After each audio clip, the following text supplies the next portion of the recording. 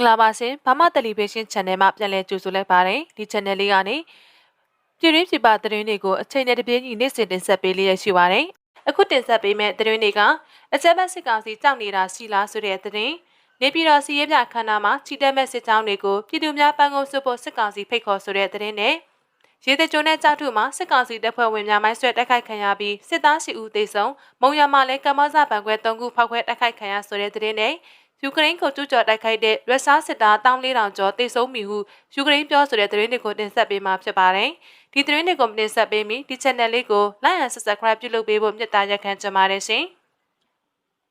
အခုပထမဆုံးအနေနဲ့အကြမ်းဖက်စစ်ကောင်စီကြောက်နေတာရှိလားဆိုတဲ့သတင်းကိုတင်ဆက်ပေးမှာဖြစ်ပါတယ်။စစ်တပ်ထက်ကစစ်သားတွေစီနီယံလှုပ်လာကြတာများတော့စစ်ကောင်စီအတွက်စိုးရိမ်ကြောက်လန့်မှုတွေအများကြီးပါ။ပထမဆုံးအနေနဲ့စစ်တပ်ကမဲခိုးခိုင်းခဲ့တာတွေပေါက်ကြားကုန်တဲ့ NLD ကိုမဲမတမာမှုနဲ့အာဏာပြန်သိမ်းပြီးစစ်ကောင်စီကြားတော့မဲခိုးတာတွေပေါ်လာတယ်။နောက်တစ်ချက်အနေနဲ့စစ်တပ်မှာအခုလိုစီနီယံလှုပ်လာတဲ့အရာရှိစစ်တီတွေများလာတဲ့အတွက်ကြောင့်စစ်တပ်ကစစ်တီတော်များများစိတ်တက်ပြက်လာပြီးမတရားအမိန့်အာဏာနဲ့အုပ်ချုပ်နေရတွေကိုအရင်လိုလက်မခံနိုင်ကြတော့ဘဲညှဉ်းဆန်မှုတွေရှိလာကြတယ်။အုပ်ချုပ်မှုပြဿနာတွေပေါ်လာခဲ့တဲ့စစ်တင်အင်အားတွေရောကျလာခဲ့တယ်။အဆိုးဆုံးကတော့စစ်တပ်ကစစ်တီတွေအပေါ်မှာရောပြည်သူတွေအပေါ်မှာပါမတရားလုပ်လာခဲ့တဲ့လုပ်ရက်တွေပေါ်လာခဲ့ပြီးတချို့အရာရှိအကြီးအကဲတွေအောက်ခြေကအရာရှိစစ်တီတွေပေါ်လိမ့်လဲထိန်ချန်ထားတဲ့ကိစ္စတွေပေါ်လာခဲ့ပြီးမတိရှိခဲ့တဲ့တပ်တွင်းကအရာရှိစစ်တီရဲမေတွေပါအားလုံးသိကုန်ကြတယ်။တချို့ကလည်းစစ်တပ်ထဲကတော့ထွက်မပြေးဘူး။ဒါပေမဲ့စစ်တပ်ထဲမှာပဲပြည်သူဘက်ကနေရှိနေကြတယ်။တချို့ကစစ်စင်ရဲ့ကိစ္စတွေပါပြည်သူသိရှိအောင်သတင်းပေးကူညီနေကြတယ်။ထင်မှတ်မထားတဲ့နေရာကထင်မှတ်မထားတဲ့အချိန်တွေမှာစစ်တပ်ကအစော်ခံလိုက်ရတယ်။တေဆုံးသားတဲ့စစ်တီတွေရဲ့မိမတွေအနေနဲ့စစ်တပ်ကမတရားမှုတွေလုပ်နေကြတာကိုသိရှိနေတဲ့အတွက်တေဆုံးခဲ့ရတဲ့ယောက်ျားအတွက်စစ်တပ်ကိုမေးခွန်းတွေရှိလာခဲ့တယ်။တရားရလားဆိုတာမျိုးပေါ့စစ်တပ်အနေနဲ့ဒီလိုမေးခွန်းကိစ္စတွေကိုပြည်လဲအောင်ရှင်းပြလို့မရသည့်အပြင်အရေးယူမယ်ထောင်ချမယ်ဆိုပြီးစစ်တီရဲမေတွေကိုတွေးအေးနဲ့ချင်းချောက်လိုက်တယ်။ထင်းတဲ့အတိုင်းဖြစ်မလားပဲတပ်သွင်းမငြိမ်သက်မှုတွေပိုပြီးဖြစ်သွားခဲ့တယ်။အရင်လိုအာဏာပါဝါပြရင်စစ်တီရဲမေတွေကြောက်ကြမှာပဲဆိုပြီးအာဏာရှင်ပြပြပြောဆိုလိုက်တယ်။အရင်ကအခြေအနေနဲ့အာဏာသိမ်းပြီးအခြေအနေလုံးဝကိုမတူတော့တာပါ။အဲ့ဒါကြောင့်လေကြီးကဲတွေကအောက်တက်တွေထိဆင်းလာပြီးစီယုံရဲတွေလုံးပြည်သူနဲ့စစ်သားကိုစိတ်နှံအောင်တွေးထိုးလှုံ့ဆော်ပေးနေကြတာပါပဲအခုလိုကြောင့်လဲပြီးအသက်ရှင်နေရတာတွေကြားရလို့ပြောမိပါတယ်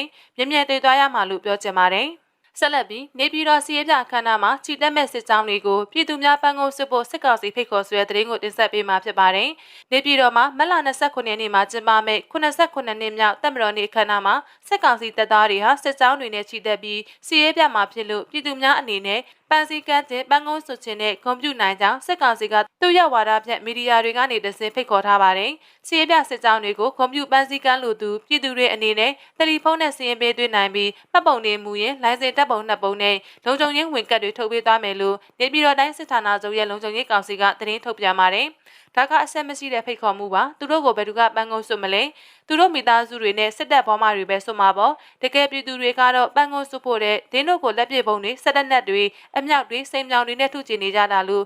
စံကုန်မြို့ကန်တအုပ်ကပြောပါတယ်။1945ခုနှစ်မတ်လ29ရက်နေ့ဟာဗိုလ်ချုပ်အောင်ဆန်းဦးဆောင်တဲ့ဗမာတပ်မတော်ကတိုင်းရင်းသားပြည်သူတရက်လုံးနဲ့လက်တွဲပြီးဖက်စစ်ဂျပန်တွေကိုတော်လှန်တိုက်ခိုက်ခဲ့သောနေ့ဖြစ်တဲ့အတွက်ဖက်စစ်တော်လှန်ရေးနေ့အဖြစ်သတ်မှတ်ပြီးမြန်မာနိုင်ငံမှာခမ်းနားတွေကျင်းပခဲ့တာပါ1962ခုနှစ်မှာဗိုလ်ချုပ်ကြီးနေဝင်းဦးဆောင်တဲ့တော်လှန်ရေးကောင်စီကအာဏာသိမ်းပြီးနောက်ပိုင်းဖက်စစ်တော်လှန်ရေးနေ့ကိုတပ်မတော်နေ့အဖြစ်အမည်ပြောင်းလဲပြီးဒီကနေ့တိုင်ကျင်းပနေတာဖြစ်ပါတယ်တပ်မတော်နေစီရေးပြမှာပန်းကုန်းစွတ်တာကသူတို့တပ်မိသားစုတွေပါပဲအာနာမတိန်ခင်ကလည်းအပြည့်လူဘယ်သူမှလာစွတ်တာမဟုတ်ဘူးတပ်မိသားစုတွေပဲကိုလင်ကိုသားပြန်ပြီးပန်းကုန်းစွတ်နေတာအခုလိုအာနာသိန်ကာလမှာပြည်သူလာဖို့ပို့ဆိုပေါ့သူတို့ကလည်းအပြည့်လူမကြုံပါဘူးအခုကာလမှာအပြည့်လူလာမယ်ဆိုသူတို့ကပိုတော်စစ်စစ်အောင်မယ်ဘာလို့လဲဆိုတော့သူတို့စစ်ကြောင်းတွေကိုတခုခုလုံးမှာဆိုလို့နေပြည်တော်ကတပ်မိသားစုအတိုင်းဝိုင်းနဲ့နှိစက်သူတအုပ်ကပြောပါတယ်ပြီးခဲ့တဲ့2021ခုနှစ်မတ်လ29ရက်နေ့မှာစစ်ကောင်စီဟာ86ကြိမ်မြောက်တပ်မတော်နေ့ကိုကျင်းပခဲ့ပြီးယင်းနေ့မှာပဲအကြမ်းဖက်ငြိမ်းချမ်းစွာဆန္ဒပြခဲ့တဲ့နိုင်ငံတော်ဘက်ကဆန္ဒပြပွဲတွေကို GS တွေနဲ့ပြစ်ခတ်ဖြုတ်ဝဲခဲ့လို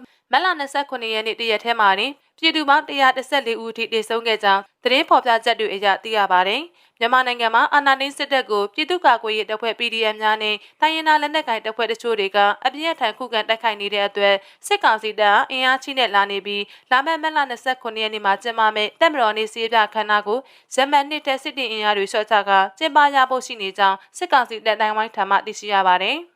ဆက်လက်ပြီးရေတကြိုနဲ့ကြောက်တူမှာစစ်ကောင်စီတပ်ဖွဲ့ဝင်များမိုင်းဆွဲတိုက်ခိုက်ခံရပြီးစစ်သားရှိဦးသေဆုံးမုံရမှာလည်းကမ္ဘောဇဘဏ်ခွဲ3ခုဖောက်ခွဲတိုက်ခိုက်ခံရဆိုတဲ့သတင်းကိုတင်ဆက်ပေးမှာဖြစ်ပါတယ်။မကွေးတိုင်းပခုတ်ကူရေတကြိုလမ်းမရှိပခုတ်ကူမြို့သို့ပြန်လာသည့်အကြမ်းဖက်စစ်ကောင်စီတပ်ဖွဲ့များလိုက်ပါလာတဲ့ကားတစ်စီးကိုမတ်လ20ရက်နေ့မွန်းလယ်12:40မိနစ်မှာပခုတ်ကူလေရင်ကွင်းအနီးဒေသခံကာကွယ်ရေးတပ်ဖွဲ့2ဖွဲ့ကမိုင်းဆွဲတိုက်ခိုက်ခဲ့ပြီးစစ်သား9ဦးသေဆုံးခဲ့ကြောင်း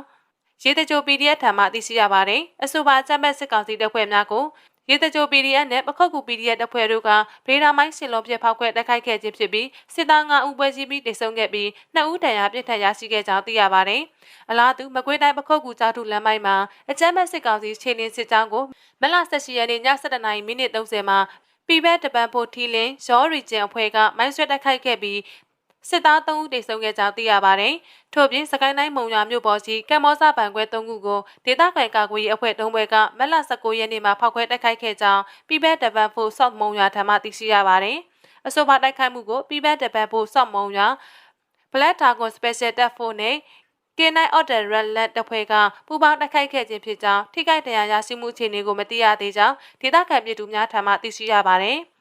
အခုနောက်ဆုံးအနေနဲ့ယူကရိန်းကိုကျူးကျော်တိုက်ခိုက်တဲ့ရုရှားစစ်သား1400ကျော်တေးပြီဟုယူကရိန်းပြောဆိုတဲ့သတင်းကိုတင်ဆက်ပေးမှာဖြစ်ပါတယ်။သမ္မတပူတင်အမိန့်နဲ့အိန္ဒိယယူကရိန်းနိုင်ငံကိုကျူးကျော်တိုက်ခိုက်ခဲ့တဲ့စစ်ပွဲအတွင်းရုရှားစစ်သားပေါင်း1400ကျော်တေဆုံးပြီဖြစ်ကြောင်းယူကရိန်းအာဏာပိုင်တွေရဲ့ပြောဆိုချက်ကိုကိုးကားပြီးရေးသားဖော်ပြထားပါတယ်။ရုရှားစစ်တပ်တွေဟာယူကရိန်းကိုဖေဖော်ဝါရီလ24ရက်နေ့ကကြီးရည်လေးတပ်ပေါင်းစုံနဲ့ကျူးကျော်တိုက်ခိုက်ခဲ့တာဖြစ်ပြီးရုရှားရဲ့ကျူးကျော်စစ်3ပတ်တာကာလအတွင်းရုရှားစစ်သား1400ကျော်စစ်မြေပြင်မှာတိုက်ဆုံခဲ့တာလို့ယူကရိန်းအာဏာပိုင်တွေကပြောပါတယ်။အဆိုပါတိုက်ပွဲအတွင်းရုရှားတပ်မတော်ရဲ့တန်ကြပ်ကာက1480တင်ကား90နဲ့တိုက်လေယာဉ်ရဟတ်ယာဉ်အစီး100ကျော်ကိုလည်းခုခံသူယူကရိန်းတပ်တွေကချိန်မုံဖျက်ဆီးနိုင်ခဲ့တယ်လို့ဆိုပါတယ်။ဒီကိန်းဂဏန်းတွေကယူကရိန်းဘက်ကပြောဆိုချက်တာဖြစ်ပြီးတိကျအတည်ပြုနိုင်ခြင်းမရှိသေးကြောင်းဖော်ပြပါတယ်။ဒါပေမဲ့အနောက်နိုင်ငံတွေရဲ့ထောက်လှမ်းရေးသတင်းတွေအရရုရှားစစ်သား9000ကျော်သေဆုံးပြီးစစ်တီပေါင်း1400ကျော်ကနေ2100အကြားထိခိုက်ဒဏ်ရာရရှိနိုင်ကြောင်းဖော်ပြပါတယ်။လက်ရှိမှာကျူးကျော်သူရုရှားတပ်တွေဟာ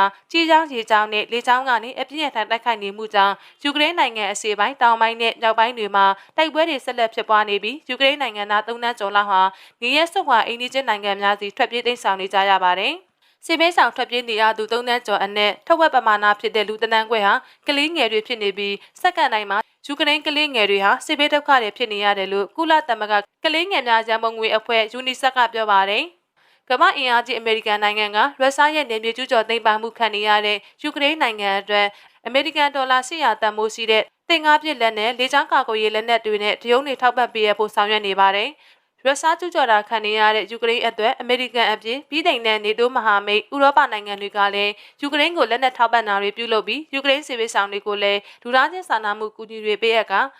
ဆောက်ပေးနေကြောင်းသိရပါတယ်။ဒီ channel လေးကိုအဆုံးထိကြည့်ရှုအားပေးကြလို့ကျေးဇူးထူးတင်ရှိပါတယ်။နောက်ထပ်လည်းစိတ်ဝင်စားဖွယ်ရာသတင်းတွေကိုတင်ဆက်ပေးဦးမှာမို့ဒီ channel လေးကိုအမြဲမြပြတ်ကြည့်ရှုအားပေးကြဖို့မြတ်တာရက်ခံကြပါတယ်ရှင်။မြန်မာပြည်သူပြည်သားအားလုံးဆွေးနွေးချမ်းမြေ့ကြပါစေ။